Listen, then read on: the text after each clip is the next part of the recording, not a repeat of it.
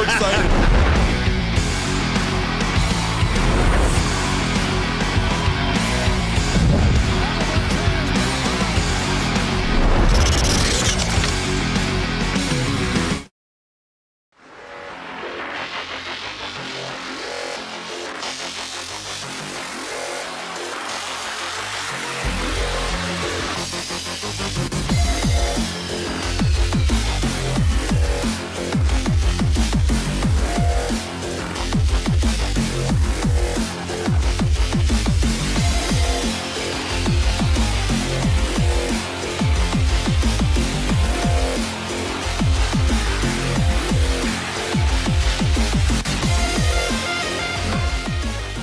It's time for Two Guys and a Goalie with Dustin Nielson, Matt Kassian, and the goalie, Joaquin Gage.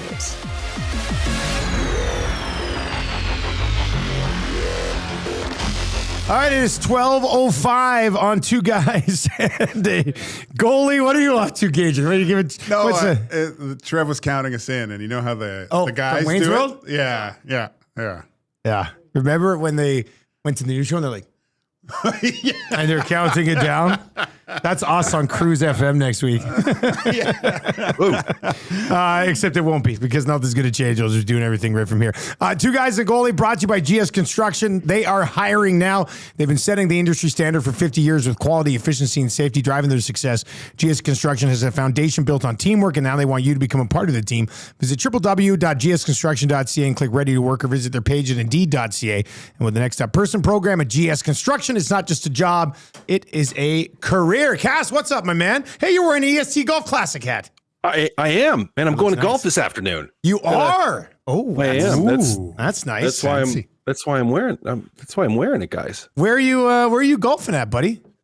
A location unnamed, but it's with one of the Buntings. So not. Oh, really? Damon's is this Thursday, but gonna go golf with old Blake Bunting today.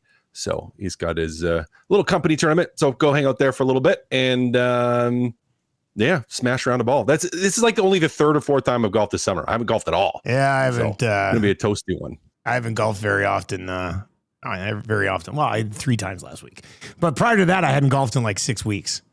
So, yeah, That's what, 5-6 rounds a year? That's good for a busy guy like you, Dusty. yeah. I mean, I'm not complaining about it.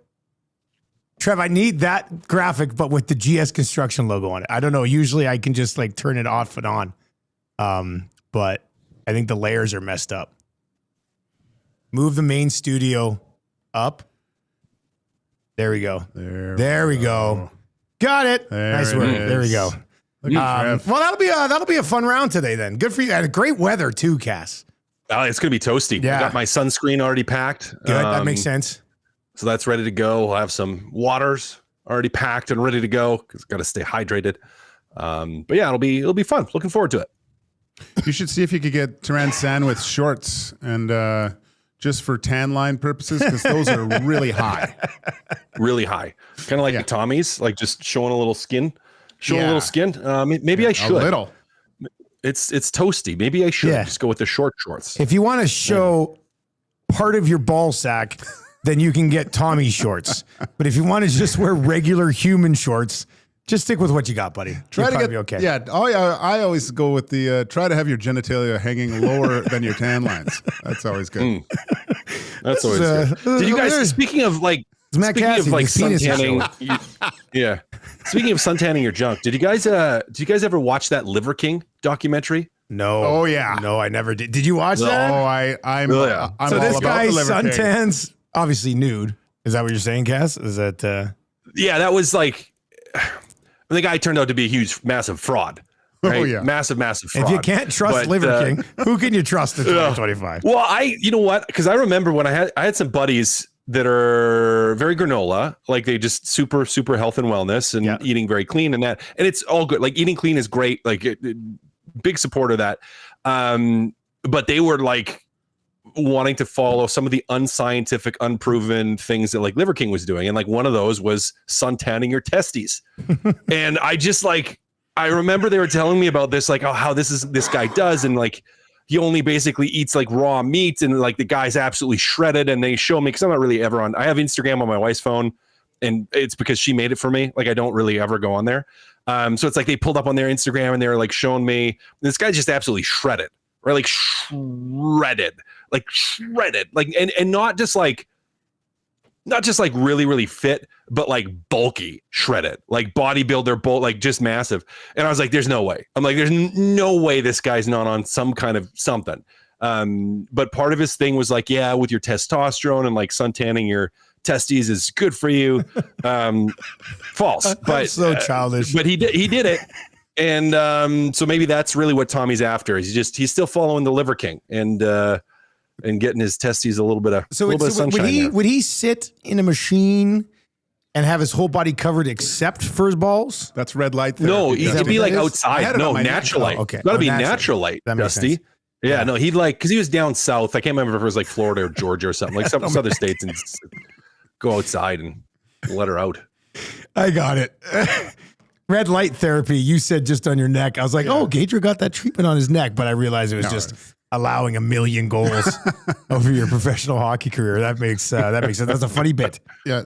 I think that was part of the, like, I went all in on the Liver King. I've researched it and stuff, and the ancestral tenets, that's one of them, is the sunbathing and stuff. But he's absolutely bonkers now. Like, he's gone way off the deep end. And like Liver King compared to Tiger King. Ooh, they're probably along the same lines as far as craziness goes. Yeah. Like he won. I did buy into Tiger King. I think Tiger King is more crazy. Like Liver King is more believable. Like you could see how someone just kind of gets stuck on this path. You know, like you just kind of unwinds everything. Liver King was just like, these people are completely nuts. I mean, Tiger King. Liver King was nuts too. I mean, he was crazy too. They're both crazy. But I think like the bizarreness was way higher in Tiger King. But Tiger King, it's not like he ever became really popular and made lots of money till the documentary. Like Liver King, like the guy banked. He banked. Millions. He made millions and millions and millions of dollars. And it was all crazy. Hey, who's that popping into the screen? Oh, that was YouTube Trev, I think. That looked like YouTube Trev. Oh, yeah, Trev likes to do the old popping every once in a while. Great doc, though. He's trying to live that Liver King. It's great. It was really that's good. A good one. But lately he's trying to fight Joe Rogan. I heard that he's trying to track down Joe Rogan, and he went to jail, and he's a mess. he's trying to track down Joe Rogan to fight him. Oh yeah, like he went to Texas to go fight him. Dana White will put that on a card. Well, the cops, Rogan said this guy's looking to fight me. Then he got arrested, and then and now he's back home, and he doesn't. Not that he doesn't look healthy. Like the way he speaks and he's talking and stuff. He's manic. It's absolutely. Yeah. It's watching the train wreck happen. But it's a huge train wreck. And like, here's the thing about going to fight Joe Rogan is Joe Rogan is also in good shape, but Joe Rogan's got like 3 or 4 black belts and like he's consistently MMA trains. Like he's not. Yeah. It's just like between Liver King and Joe Rogan in a fist fight, I'm probably taking Joe. If that were to happen, like I don't know what the Liver King was thinking. Yeah. Riding the Pine says someone says tanning naked and Trev pops in because Trev's he likes to tan himself. Yeah. Cass, when was I'm not sure it's ever been a thing in my life where I would just go lay outside in the backyard and tan. Like I go get a tan, golfing or doing something else. But do either of you guys just find some time to lay out in the sun? And my auntie used to do it all the time, like insane, like way too much. It was not healthy. But have you ever had time to tan? I got a hockey story for you that actually ties into this. This is a perfect tie. Work. Perfect time. Yeah. Well, I'll start with like do I know people? My dad's like that, and my little brother's like that. Really? Like they will just sit in the sun, and my dad gets super, super, super dark. Like, and I don't. I burn. Like they tan, I burn if I try to do that. And I'm not a sun guy. Like again, if I'm outside doing stuff, like, and I get a tan because I'm outside and I'm golfing or mowing the lawn or just playing with the kids, whatever. Like that's cool. Yeah. That's good. But I don't ever just go to sit like, I'm just going to go get some sun. Now, when I was playing hockey, I would intentionally do that leading up to training camp. And if it wasn't going to be sunny outside, I actually at sometimes would go and do the tanning beds. Yeah, a little bit. Now, not a lot, like not frequently, but a little bit, just to get a little bit of a tan.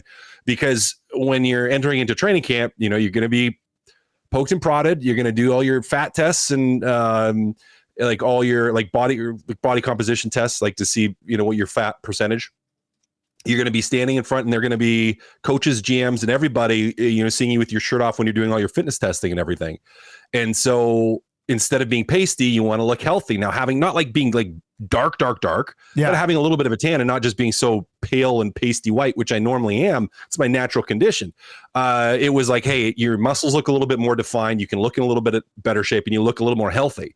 So I was actually, I did it typically, heading into the season for a couple of years, just to try to get any little bit of advantage you can. Just to try. So you were tanning to try to make the team. Yeah, I appreciate tanning that. To make the team. Appreciate Absolutely. the strategy. Gager, you tan ever? Oh yeah, I did. But being close to the beach as a kid. Yeah. I mean, that's easy for you. That's what but I'm thinking sometimes I'll just go on my deck if it's nice and sit in the chair. You're not purposely tanning, but you're getting some sun. It's nice. I'll just sit out here. I don't understand how people just sit out there for hours and hours, right? Like I become bored and start thinking I should be doing something. This is wasting time at that point. Yeah. But Cass is right. Like I don't think I purposely, maybe not realizing I was doing it. But yeah, you want to go in looking good, so you go, "Oh, this guy looks great," and having a little tan, just like guy, yeah. Just like when who wants that pasty white bugger over there? Exactly. That's really different. Or something. Oh, look, he was really dedicated. It was all in the rink. He was in the gym in the rink. Oh yeah, he's a hard worker. Not an ounce of sun. This guy's playing beach volleyball all summer. I think if I ever had time to sit on a tan, I'd have a laptop tan. Because my laptop would be I'd be doing work. I'd be like, there's no time. I'll get some sun, but it's not going to show up very well. All right, 780-218-99. You smell that? No. Somebody's cooking something. I'm surprised you can't smell it. You're the foodie around here. Really? It's not me. Oh, there's definitely some level of French fry out there. Oh. To be honest with you, it smells a little bit like Popeyes. Oh, yeah, I do smell that now. Somebody got Popeyes? I think that's from downstairs. Downstairs is a paint store. Maybe they're having something.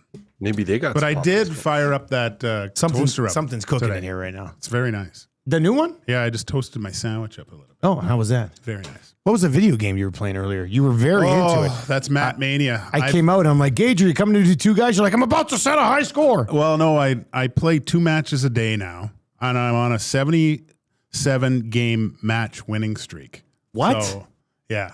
Because you can save it on there, right? Okay. So I lost the first few at the old place around 50. Okay. But now I'm okay, which game is this? Matt Mania. Matt Mania. Yeah. A wrestling game. Yeah. Okay. So you like, is this just against the computer? Garlic roast or is this potatoes. against like other I knew people? it was a potato of some sort. Sorry, Cass, what was that? Is this like the game again? You playing other people? Or is it just like against the machine? Computer.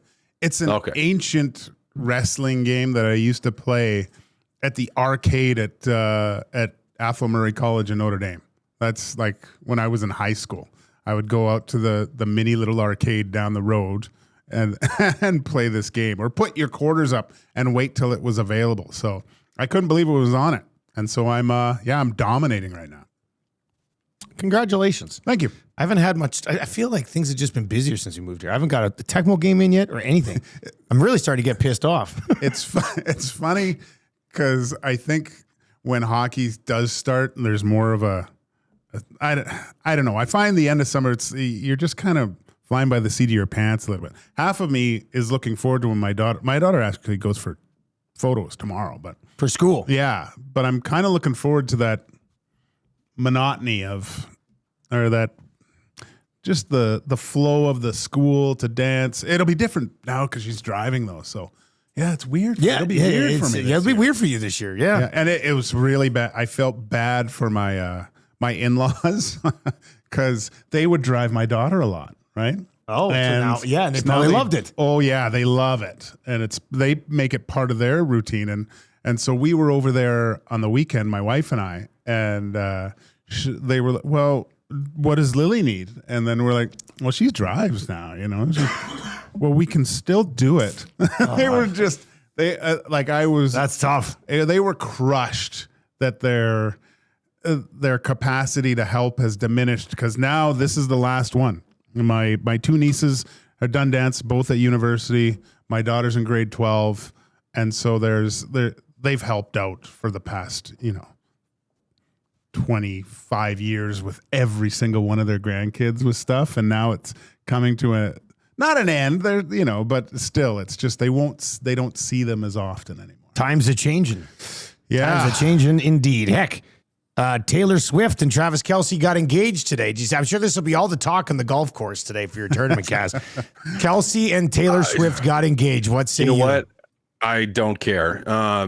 But I'm sure that's the first I heard of it, and I'm sure I'm going to hear of it multiple times from my kids and my wife, who probably pays attention to that stuff. And I mean, I don't care. I don't care. I don't care. Do you care at all, Gager? I care. You do? I don't know how. I like the relationship. You do? You're a big fan? I'm not a fan, but I just like it. I don't know why I like it. But what I've lost respect for one of the Kelces. Jason Kelce. You've lost respect for Jason Kelce? Lots of respect for him. What's up with this? He went full just for men. Really? Oh, he's so dark. His beard and hair right now. And there was a little bit of gray in it before? There was tons of gray in there. I'm like, what are you doing? So you don't respect a man who covers up the grays? Not to that extent. Not when you're like salt and pepper and then all of a sudden you're jet black. I like the salt and pepper look. I think it's a good look. Well, I'm more salt than pepper these days, but I'm getting there. You got a pepper in there. I got some. You got to pepper. embrace it though, right, guys? You got to. I think it's a good thing. Like embrace it. Embrace getting a little bit older and getting salt and pepper. Yeah, embrace the grays. I've earned every single one of these grays. Yeah, Tam said last night. She pointed out my beard. She's like, "You got a little bit of gray there, and then up here." Yeah. I said, "Yeah." I said, and you know what? Come next winter, as I go full beard guy again once the CFL season's over, like more of a bushier beard. I said, "Yeah, this whole thing might start to get a little gray." But that's the thing. Like, you either have to hit this immediately, or you just got to own it, because it's tough to go. Everybody knows you're gray. And then it's like the upkeep all of a sudden, because it's how often did you have to do that? To a point, it's probably weekly, because he's a hairy man too. So weekly, you're putting in fake coloring on your everything. Like, I don't know. Some of that is it like you can use like a shampoo? Basically, isn't it like do you have like a shampoo you can do in the shower? Like a just for men shampoo? I think there is, Cass. Really? I think there is. Yeah, that's kind of interesting. I told you this before, but in playoffs in Sweden, because they're all fair skinned, they all dyed their beards. So it looked like the guys that had dyed dark beards because they all had choppy little blonde beards like Gazzola. Yeah. It's like they mascaraed all their stuff. So that was pretty funny. But no, I like, he's already, what has he got to prove? I don't understand why he would do that. I mean, you got the podcast and stuff, and it's success. Maybe he just does it for, like, maybe somebody on TV was like, hey, we think, like, a makeup person on TV, did they say, hey, we think you should, because he'll be on a bunch of NFL stuff again. Maybe they said, I think we're not ready for you to have that gray look yet. You got to do this. I guess. I don't know. I mean, sometimes I think there's something to listening to someone who looks a little bit more distinguished, even if they're talking out of their butt, you look at them different. They're experienced. They have experience in whatever they have done or earned those gray hairs. I didn't have this down on the notes today. I didn't know we were going to go there. Yeah, I didn't. I don't know why. It just bugged me. I'll tell you, man, if you roll into EST afternoons tomorrow with a dark brown beard, people are going to be like, you're a hypocrite, Gager. Just go full dye it out. That would be dye it out. And then you know what you need to do next is you need to get like the toupee that's like a dramatically different color. Oh God. Yeah, just the blonde toupee, like a blonde hair. Yeah. Frosted tips. Well, like, I don't know what, like, because my chest hair is really gray. Okay. And so I don't know what you would roll in with this dark hair and dark Gray beard, chest hair. big, huge thing of gray chest hair. Like, I look forward to being able to apply for a mall Santa at one point. I think a season of mall Santing would be okay. Yeah, that would be pretty fun. Yeah. The Santa who helps the real Santa because he's so busy. Exactly. That's probably I mean, that's probably the thing. Let's see here. Shelly over on the chat on Two Guys and Goalie says salt and pepper is sexy.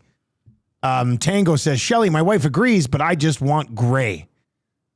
He says he wants to go bald so he can do the comb over. That's what he's looking at right now. Anyway, if you let us know, like, I guess people, is it one of those things you hide then? Like, do you want people to know, like, what's that? Like, would somebody text in and say, hey, don't use my name, but I use the, that, like, and I can see, like, I played with some guys that I guess you could call went prematurely gray. okay. Who's Gibson's brother too? The goalie. He was really gray, right? John Gibson's brother? Yeah. Who Wasn't he? was his brother? Didn't he play in Detroit? I want to say it was John him. Gibson had a brother in the league? Am I wrong? I remember because it was on, or maybe it was someone else. But he was really gray. I played with another guy, Sean Selmser. He was really gray early. And I can see maybe like, well, I'm only in my late 20s and I'm basically got a full head of gray hair here. Maybe then you want to change it. But Even then, though, I don't know. I don't know. Like to me, I'm just like, just embrace it. Just embrace it. I mean, I know from my real big boy job, I call it the gray hair advantage, where it's actually not a bad thing. It helps having gray hair. So you're It actually using helps. gray just for men. Yeah, I'm like, putting it in to you're look trying a to little bleach bit it older. out, like look a little bit older, a little bit more mature, a little bit more put together. I think what'll probably happen if my beard continues to get gray for like the TV stuff, I'd probably just go back to like no beard. Because my hair is not even remotely close to really going gray. Like it's my dad is Your dad my does dad's like 65 Yeah. and he's still got like Yeah, a really a lot. dark head of Yeah. hair. Yeah. Thank you, one Tom Gazzola, who doesn't have a lot of facial hair or gray hair for that matter. Ryan Miller's brother, Drew Miller. Oh, Drew Miller. Yeah. Okay. Thanks, Tommy. There we go. Tommy Gazzola comes through. Clutch. Anything to do with hair or personal hygiene. Gazzola's got it. Boom, Tommy's in. Yeah, Tommy, can you tell us which Oiler had a flow of about 13 inches? That was Vito Sassoon 5. I believe. Yeah, that's probably the best way to go about it. All right, Tell me, which one should we 780-218. tan first, and for how many minutes? Lefty or righty? Which one? Tell us. Surprised he had time to text us during testicle tanning time. Yeah, yeah. Tommy. Well, it looks like Tommy's got Wi-Fi in the testicle tanning bed.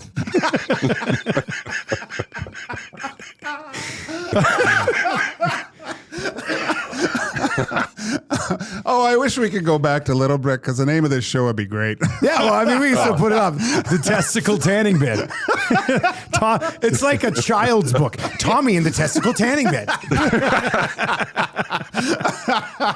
Oh, that's great. Anyway, Ian texts in. Ian texts in to 780-218-9999. Says, nope. Once I went gray beard, I said, that's the way I show it. I never color here. Baggio says salt and pepper is where it's at. And yeah, we had a few people saying it was Ryan Miller's brother. We just didn't get around there to it. So Penner's Pancake says EST's getting a tanning bed now. That is not on the list. We're considering a Roomba right now. We're not getting a tanning bed. Do you have a Roomba, Cass? Yeah, Cass, you guys have a Roomba as a family? It's it's like not a Roomba, so it's not a brand name, but it does like It's a functions, rip-off does the Roomba. same thing. It's a rip-off Roomba from Amazon. It's way cheaper. But my wife won't run it when I'm home. And she doesn't run it when I'm home She's because scared of it? she no, when I'm home. She'll run it when she's home. Won't run it when I'm home because she's afraid that I might kick it across the room on purpose or pick it up and smash it. So you're not a that fan. thing, I think it's great when I'm not here. You know, helps out a little bit with the dog hair, but like I swear that thing, because that one, since it's not like a super high tech one, like it just basically has a little sensor and it just goes around and it like will bump in a thing and just kind of go around, but you're not like programming it. That thing follows me around and it's just like bumping into my heels. It's like I'll be standing like trying to make my coffee and it's just like hitting my heels over and over and over again. And it's like, and I, whatever, I pick it up, I move it like to a different room on the main floor. And I go back to what I'm doing. And it's like, okay, now I'm like sitting down, I have my coffee and I'm like eating my cereal or piece of toast or breakfast or whatever. And all of a sudden it's back. It's like it somehow beeline straight through, like navigated everything without running into thing one time and just starts running into my feet over and over and over again. At the same time, it makes noise. And, when you're waking up in the morning and you have like 3 kids and it's just already an overabundance of noise and it's like an extra noise. So this thing just infuriates me because it follows me around. It's like I'm going to trip over it. It's always like bumping into my feet and it's making extra noise in the morning. I'm just like, no, like I will smash this thing if it is on for one more second. So we have one. It functions well to like help. It really does. Like it picks up stuff. It's great. I just can't have it running when I'm there because I will smash it on purpose. I was always worried about the dog hair. I thought that it would. I think it's meant for mostly like pet hair and stuff. I haven't met a vacuum that dog hair doesn't kill earlier than it's. Yeah, you probably shorten the life a little bit. Yeah. I think some of those things have I think they have specific settings for like it, a setting. I have to Oh, check. do they? Yeah, I'm intrigued. I'm intrigued by how you can, like somebody said today with the app, you can like schedule it and give it a route and it will. Yeah.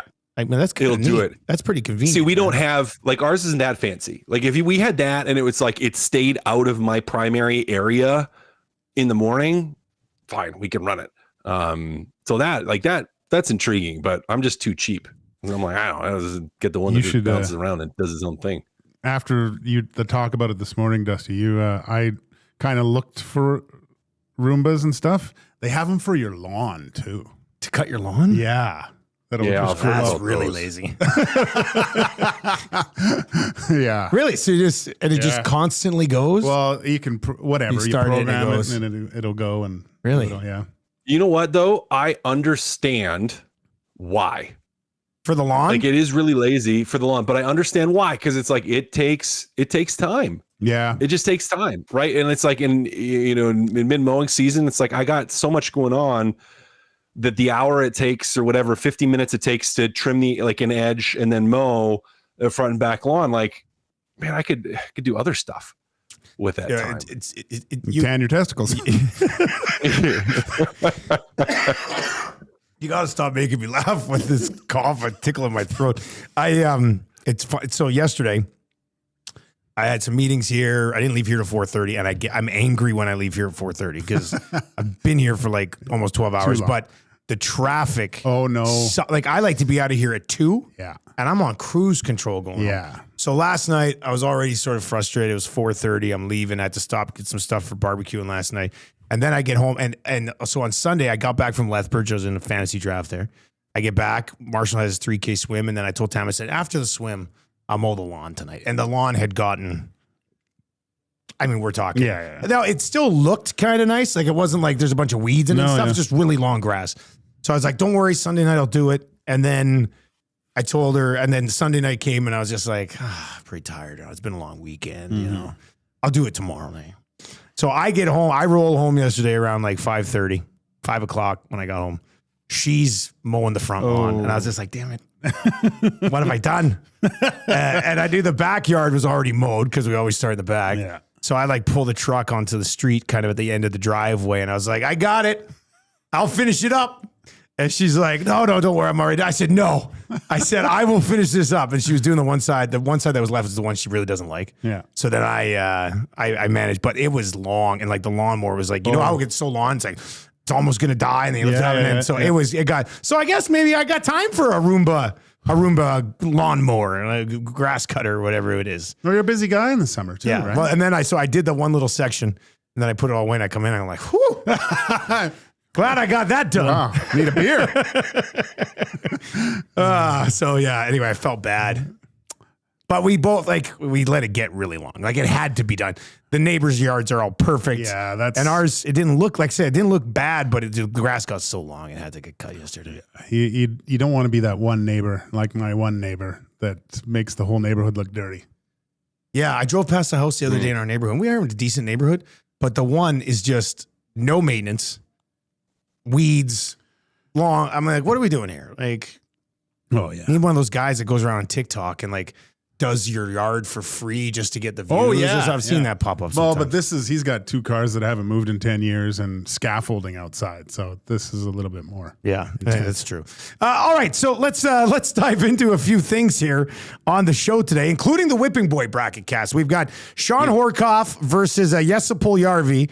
Horcoff won the YouTube vote today, but Jesse Puljujärvi is actually leading the Twitter vote. So it looks like we're heading towards a split decision, which will then come down to who got the majority, more votes on their respective platform. I'm going to have to go back and look. I think Hork was somewhere around like 56, 58. I think maybe 58 today. I'm sure we can find our previous polls. We'll have to look at that. And then on Twitter right now, Jesse Puljujärvi is at 55-45. So he leads us. So it's actually a really tight race right now. Almost 1,000 votes in over on Twitter. I'll retweet this. We'll bang out a few votes on it here. But Cass, who was the more criticized Edmonton Oiler? Fairly or unfairly? Who was criticized more, Horcoff or JP? I thought JP was. Think so? Now, again, that's maybe I'm a little bit biased because I wasn't in Edmonton when Hork was here. Like I was off playing, so I wasn't like in Edmonton listening to it all the time. So maybe I'm biased that way. But I feel like JP just got ripped to shreds all the time. Now, some of it warranted, some of it unwarranted. But he took serious heat. And got blamed for all kinds of things that weren't his fault in terms of some of the expectations that were placed upon him. I just feel like he took the more heat. Again, I wasn't here for Horcoff, so I lean towards JP. That'd be my vote. Gager, we talked about it a little bit this morning, but it's still Horcoff for me. Although on the Twitter feed, he's down 45. Yeah, he's down. It's going to be a split decision here. It's wow, going to be interesting. Do you go to where do you go to? Do you go to Blue Sky to settle it? What I did last week when we had a split in the Dallas Aikens Kevin Lowe one, I just took whoever had the higher vote in their win to move on. I guess that makes sense. I didn't think this was going to be a split decision. I thought Horcoff would. I thought he would roll away. Win. And just for the reasons I said before, I think JP was loved for years until people finally kind of realized that he wasn't going to pan out or it wasn't going to work out here. Right? It was just the thing with Horcoff is like it was mostly contract driven. Yeah, like after games, I don't remember a bunch of people calling in, they're texting into the old place being like, Horcoff cost us that game last night, or Horcoff can't play. It was always just, God, Horcoff makes too much money. Yeah. Right? Because the first year of his deal, he got paid $7 million. It was an AAV of 5.5. But remember that first year, it was like the top. I wonder if we can bring up the top. Where can we find the top like 10 salaries in the league in a certain year? He was up there. Top 10 salaries in the NHL in 2009. Let's see if we can. And then the players that he was in the same ballpark as were putting. When did Hork get his deal? When did he? But Hork, to his credit, like he really pulled himself up by his own bootstraps to become a top line player in the NHL. Right, like. Started on the fourth line, worked his way, started doing some PK, got some power play time, and slowly but surely moved himself up to play with the best. And it's because of the way that he played too. It was a very honest player. I said this before, but probably the reason why Mac T liked him so much is he probably reminded himself of him when he played. Good on draws. Good penalty killer. I think he's a little gritty around the net. Yeah. He didn't shy away from any of that stuff. Yeah. He was very hard nosed, as you could tell by his nose. Cass, we were talking about it with JP earlier. I'm trying to find these salaries in that year. I'll keep looking.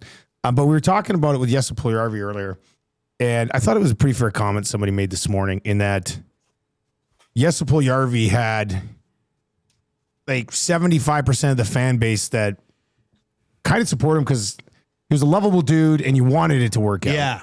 And everybody remembers the World Juniors where he looked like an absolute world beater. And then there was like 25% of the fans who were like, and somebody just in the chat was just like, he still looks like Bambi on the ice. Like, what are you going to do? But then it was kind of flipped in the media where, like myself and Low Tide sort of defended him and pushed for him to get opportunity. And pretty much everybody else bitched about his number, bitched about his stick length, didn't like how his tongue stood out, thought his helmet was too big and he looked ridiculous. Like, he was kind of a split where, very much a media whipping boy, but not as much of a fan whipping boy, which I think is kind of an interesting discussion when you cast your ballot on this. Yeah, see, but to me, it wasn't strictly the volume of the criticism. It was the reason for the criticism and the intensity of the criticism from those that did criticize.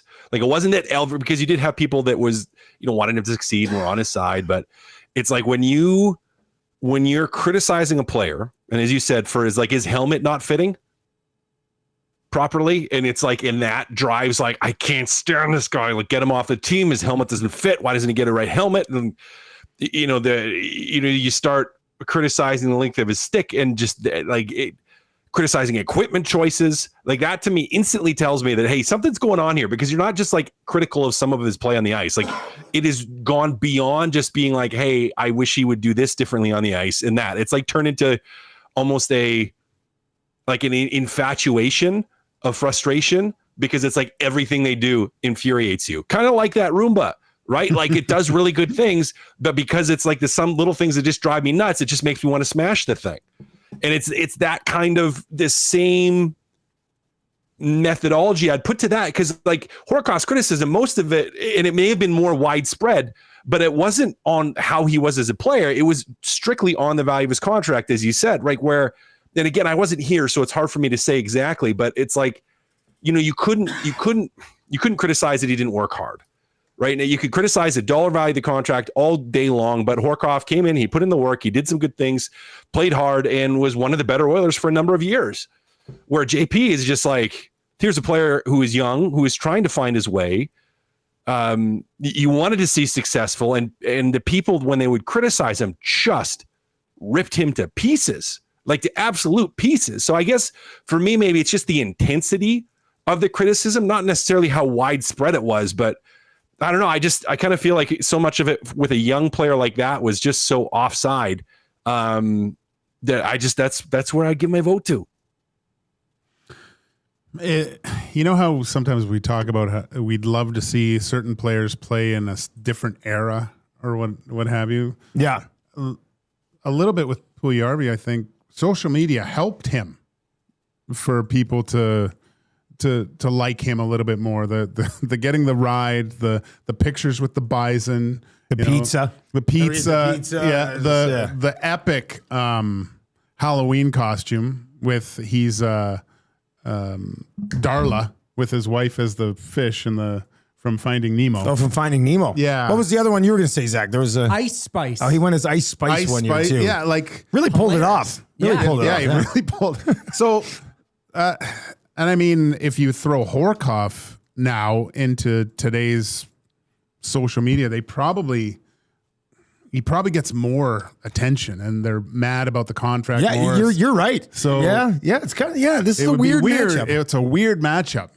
It's kind of a really good matchup actually, because of those types of things.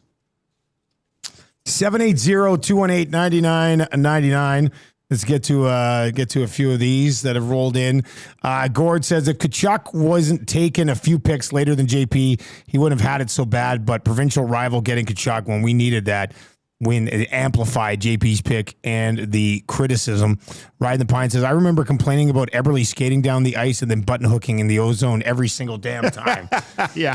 And Pender's Pancake says in 2009, Horcoff was 54th in the league at 5.5 mil. I think actual cash paid that year. Yeah, he was like, it was like 7. And I was trying to find out the website Sport Track goes back to 11 and 12. You guys will never guess. So in 2011-12, there were 4 players in the league who made $10,000 in cash that year. Like they made 10 mil. This was in 2011 and 12. This was not the base salary. It was not the cap hit, but there's 4 guys who made 10 mil that year. Can you name one of them? I'm not even sure you'll be able to name one of them. Price one? No. Okay, what year again? Was that 2010? 2011. This is on Sport Track. The 2011-12 season total cash rankings. So I can do it, but it's actually a pretty cool site. Pronger? Let's go. Yeah. Let's go. Danny Heatley. Nope. Danny Heatley was ninth. He was at $8 million cash that year. Okay, I thought he was going to be there in cash. You're not far off. Wow. No, he wasn't. Cash dollars. Crosby. No, he was at 9. He's 9. Crosby, Malkin, Ovechkin were all at 9. Really? The other 4 guys are the only 4 guys who are above those guys. 2011. 2 of them, the 10 mil was actually their cap hit. The other 2 was like a contract where they kind of got more cash up front. Getzlav? Nope. Hossa? Nope. Oh, Kane. Nope. Patrick Kane. Nope. Kane was still pretty young then. Oh, I guess. Would have been Andrew Ladd? No. One's a goalie, one's a defenseman, and 2 are forwards. Okay, so Pronger. Goalie. I'll even give you the teams. One of the 2 forwards is Tampa Bay. Stamkos? Nope. A pre-Stamkos sort of era. Would have been LeCavalier. There we go. That's one of them. Vinny LeCavalier was at 10. Wow. The other forward was a New York Ranger who had previously played for Tampa. Marty St. Louis. Nope. Brad Richards. Yes. Brad Richards was at 12. The goalie ended up playing for the Edmonton Oilers at one point in his career and was a bit of a Looney Tune. Habby Bulin? Nope. Brizgalov? What? Was making 10 mil cash that year. And then the other one is a defenseman that we could sit here for. I could give you 50 guesses. I don't think you probably get this guy. Evan Bouchard. No. Buffalo Sabres defenseman. You still won't get it. Really? I'm trying to think how this deal came about. Because this must have been one where Buffalo. like he was never a $10 million guy. The little skilled guy, wasn't it? No, not really. Oh, no. I don't know. Yeah, so he got so his deal was what? He signed a 10-year, $40 million deal with a $13 million signing bonus, which I guess had $10 million in cash that year. You'll never get it. No. It's Christian Ehrhoff. Ehrhoff Got paid $10 million of his salary that year, but was only a $4 million cap hit guy. My goaltending partner in cash. Essen was his best friend. Really? Yeah. What a random Pretty fact. sweet deal. Getting that much cash. I remember him. He said, "Yeah, Christian, he takes me everywhere in the summer. Like they go to Ibiza and stuff like that. Oh, yeah. Because Ehrhoff. That's from that song, eh? Yeah. Oh, man, Takes you to eat pizza? Yeah, that song, right? Ibiza. Did you say eat pizza? Eat pizza. That's what I heard. Okay, I want to go here too. all I saw summer. this on NHL.com. This is a fun guessing game too here on Two Guys Today. The Pittsburgh Penguins are like reworking their Hall of Fame. So let's see here. The Pittsburgh Penguins plan to celebrate players and builders who have transformed the club, blah, blah, blah, over the last 58 years. The original Penguins Hall of Fame ran intermittently between the inaugural 92 class and the most recent induction of 2013. So they're trying to do it right. So they're coming back with 10 people that are going in the Penguins Hall of Fame this year. Okay, so I'm going to give you the coaches and stuff, but then you guys can guess the 6 players. Okay.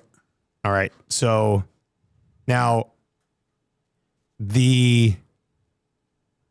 so this is the current Pittsburgh Penguins Hall of Fame inductees. So these are players that are already in there, but they haven't done it in like 10 years. Paul Coffey, Mario Lemieux, Joey Mullen, Mark Recchi, Ulf Samuelsson, Rick Kehoe, Pronovo. This class is going to be Ray Shero, Jimmy Rutherford, Eddie Johnson, Scotty Bowman. And then there's 6 players. 6 Pittsburgh Penguins, not named Mario, Paul Coffey, Mark Recchi, Joe Mullen, Ulf Samuelsson. That'll be going into the Hall. All of these guys would have been 90s or on. Can you name the 6 guys? So Yager's Yager is one, obviously. Yep. Fleury? No. No. Fleury is not going in this class, at least. Okay. Rob Brown. Yager. Not Rob Brown. Lemieux? No, did we say Lemieux? Lemieux's already in. Yeah, he's already in it. Okay, so Yager's in there. War Pig. No.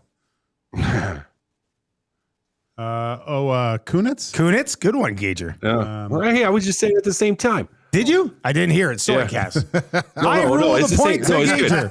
Even though it's not a game. It would be Gager. He got it out first. Yeah. He got it out first, but we thought of it at the same time. For Big Uke over in the chat says, yes, a Puljujärvi? No, not yes, a Puljujärvi. It's a defenseman, a centerman, a winger, and a goalie that we have left. Barrasso? Yep. Tommy Barrasso. That's a good one. One guy was at one time captain of the Penguins. I'm looking at right here. What's his name? Got some disrespect on your Hartford Whalers thing last week. Francis. Francis. Ronnie Francis. Yeah. And then a defenseman and a power forward.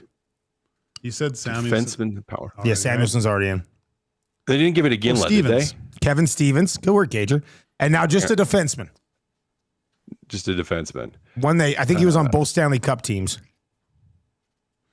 Murphy? Larry Murphy. How do you know so much about the Murphy. Pittsburgh Penguins, Gager?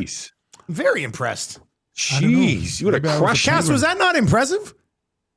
Are you looking at my list out of the corner of your eye? Do you see any? I can't. No, I can't see I'm anything. very stunned by it.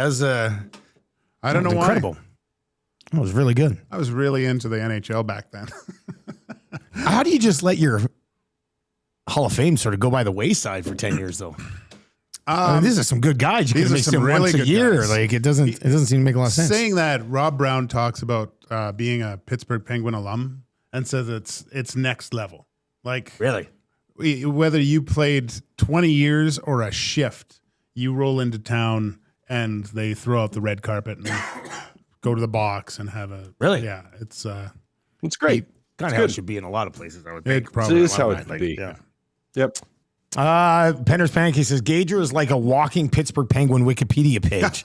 Yeah, like it's you had enough time to think about it, but you nailed that pretty quickly, man. Pretty impressed. Kevin Stevens, man. Oh, dude, that guy looked like a scary player to play against. He was awesome. What was the line? Him, Lemieux, and Rob Yager? Was it Yager? Yeah, I think it was. Which one?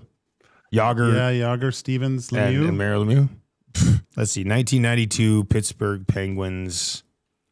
Was that one? That was Constantine. No, he was the year after. Line combinations. Let's. We got the roster. Oh, so yeah, geez. The most notable line combination for the 1992 Pittsburgh Penguins was the dominant top line of Kevin Stevens, Mario Lemieux, and Rick Tocchet. Oh, really? And then the year before that, it was Mario Lemieux, Kevin Stevens, and Mark Recchi as Yager was developing. So how ridiculous. Jeez Louise. Look at this team. Look at this bloody team. Look at this. Mario Lemieux, Kevin Stevens, Joey Mullen, Larry Murphy, Mark Recchi, Jaromir Jagr, Paul Coffey, Ron Francis, Rick Tocchet, Brian Trottier. Jesus. Like that's insane. I had two friends that went to Pittsburgh Penguins camp. One lives here, named Shane Peacock. He had some good stories about former Electric Hurricane. Yeah. And my other roommate in Team Canada, Ryan Savoya, he tells this great story of playing with, I might have told this, but with Ron Francis. And he exhibition game, whatever. He gets the puck, kind of toe drags a guy, and Francis was coming up the middle, and he kind of looked him off. Toe drag went around and gave it back to him. And he thought, like, because they got a good scoring chance out of it, and he comes to the bench. He's all happy because he made a move and gave it to... Set up Ronnie Francis. Set up Ronnie Francis, sat down, and he's waiting for him to say something. And Francis just goes, "Get me the puck quicker." Really? Yeah. Oh, man. It's just... You're so excited. You're like, oh, that's going to be a check mark in the good box. Yeah. He thought he was like going to be his new winger. That's funny.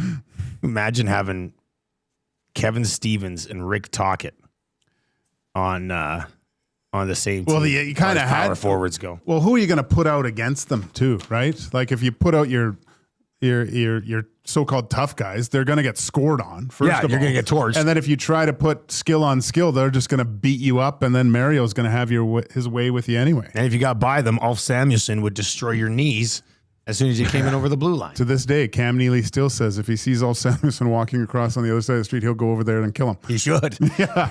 He should. All right, what's coming up on EST Afternoons, buddy? I got no idea. Zach, what's coming up on EST Afternoons? Who's with you, Wannick? Oh, no. Yeah, Wannick. We got Dave Naylor coming up. Oh, beautiful. CFL. Good. Great Who else kid. do we got? Brian Diardo, CBS Sports. Faces of the franchise and Heat and Smoke. I'll be Heat testing and the boys Smoke with today. some hockey trivia and maybe some CFL. And Faces of the Franchise is randomed, right? And then you get into it. Yeah. I'm very jealous of that bit. That's a great summer bit. It is good. Yeah. Did you finally get the image from yesterday? Because we didn't have it in I time. did not make it yesterday. No. Was that the AI image? Yeah. What was yesterday? Let me see if I can quickly guess. Who was yesterday? Who was the franchise? Philadelphia. Yeah. Philadelphia Flyers? Yeah. It's hard. Eric Lindros? Okay. Ron Hextall? No. Okay. They didn't even. Eric Lindros. Man, I thought Ron Hextall would have been on there. I know. Oh, Bobby Clark. Bobby Clark. Pelly Lindbergh. See, I said Pelly, but no. Bernie Pront. Yeah. Okay. And then who am I missing? A modern day guy? Claude Giroux. Eric. Yeah. No. Yeah, Claude Giroux. Yeah. Oh, that's a pretty good list. Nice. Billy Barber. That was the debate between Giroux and Barber. Two different eras. I mean, that's But he had 2 cups. And he was leading goal scorer. oh, that's a fun discussion. Yeah. Anyway, I'm like, what time will you do that today? What time's that logged in at? 140. 1:40 today. Faces of the Franchise. We're saving Edmonton for the last one. Makes sense. Might have to bring everyone in here for that one. I think it probably comes together. Well, you're right. There could be 2 mountains on that one. There could be 2 fates. Yeah. All right. That's going to do it for Two Guys, a Goalie, brought to you by the Sandman and the crew over at GS Construction. They are hiring now. They were hiring yesterday. They'll be hiring tomorrow. If you want to take your career to another level and become a part of their great team today, visit gsconstruction.ca on their page or check out indeed.ca. For the past 50 years, the foundation of GS has been built on efficiency, quality, and safety. Take your career to the next level. Join the team at GS Construction today. For Matt Kassian, Joaquin Gage, I'm Dustin Nielson. EST Afternoons is on the way next. I'll chat with you tomorrow morning on The Nielson Show.